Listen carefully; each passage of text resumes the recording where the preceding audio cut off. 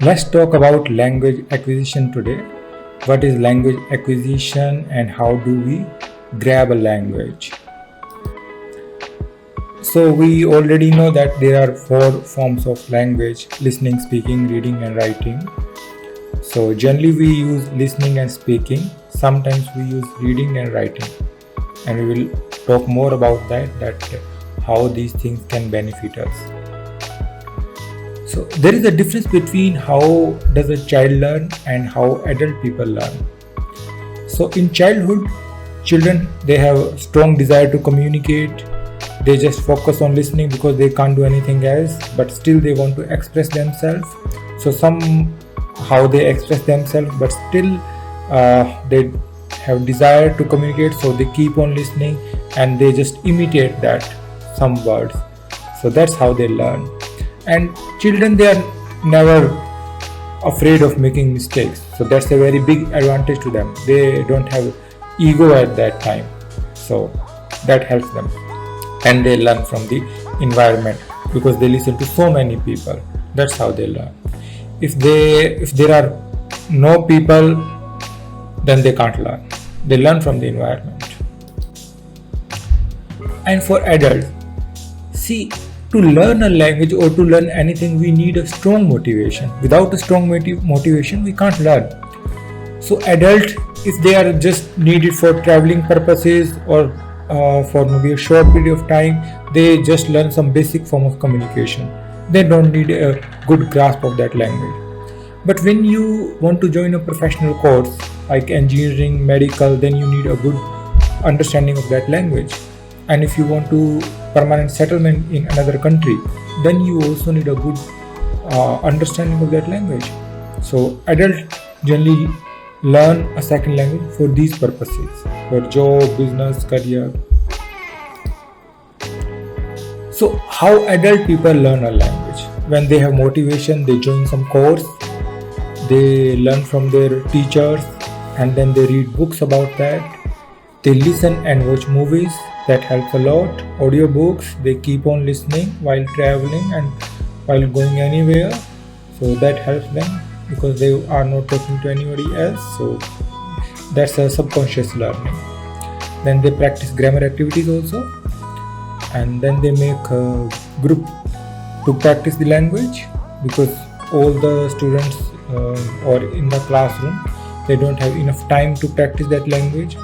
So outside the classroom, they make a group or online, they chat with each other in the language so that they can practice. Because language needs practice. You already know the language, but you haven't trained your tongue to speak that. So that's why we need practice. Active learning. See, to learn anything, we need to be active in that learning process. Sometimes we just sit in the classroom and we listen to the lecture and we don't do any participation from our side. So that's the passive learning. That doesn't help much. So if you want to learn something in a better way, so active learning is the best way. So there's a quotation: tell me, I may forget. Teach me, I may remember. Involve me, I will remember it. If you understand this, you understand the language. Talking with your friends. Yes, if you have friends who can speak the same language, very good. If you make those kind of friends, that's also very helpful. Preparing a speech or presentation. When you prepare a speech, you actually search about so many things. So then you understand actually the grasp or nitty-gritty of that language. So that's very helpful. Participation in discussion. When there's a group and you have to say your things, so that's in a normal way you can learn a language. You learn from other people also, and you start thinking in your own language and then you translate, but you find that it's difficult, then you start thinking in English. So that's how you become a good speaker. Work in a play. So if there is a play, kind of role play you can say, or maybe an actual play, drama. So if you work in that, you practice those dialogues, that helps a lot. ingredients of a good English course. So first is experienced trainer. If trainer is not experienced, he doesn't understand how adult people learn or how teenagers are learned, so he can't guide you properly.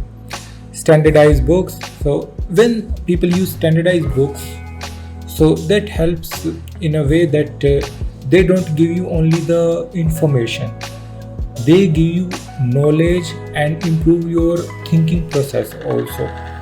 But if you go through that, only then you can get the benefit. If you haven't gone through that, you can't understand it. So at this point of time, there is no explanation I can give you.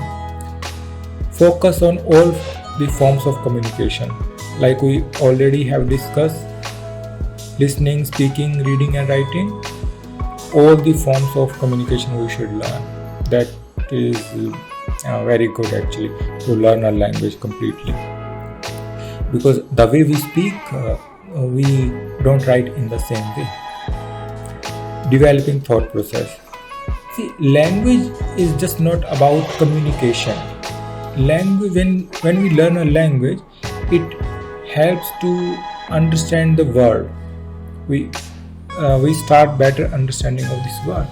So, and that thought process developing, we develop our thought process that yes, this is the right way of thinking to understand anything, and we learn how we organize our ideas. A good learner.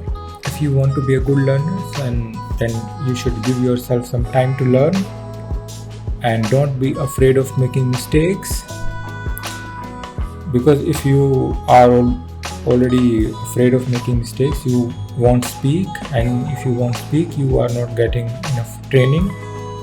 Follow your trainer's advice. If trainers give you some specific advice, then you must follow it. Behave civilized in the classroom. Yes, sometimes I have seen that students in a discussion or in a debate, they get really angry. That's not the right way to be in the classroom. If you want to be a good student, then maintain the decorum of the classroom so that everybody can express their ideas.